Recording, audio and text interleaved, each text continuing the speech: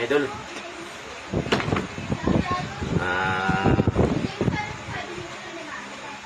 Repair dyan. Ito, gawa naman tayong itong mga idol, madungis pa to kasi may. Ngayon, gawa tayo ng dryer. Yan o.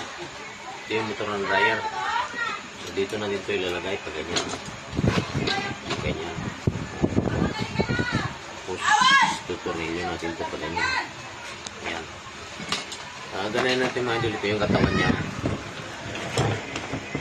Makita ko sa inyo yung finish good nito pagkatapos.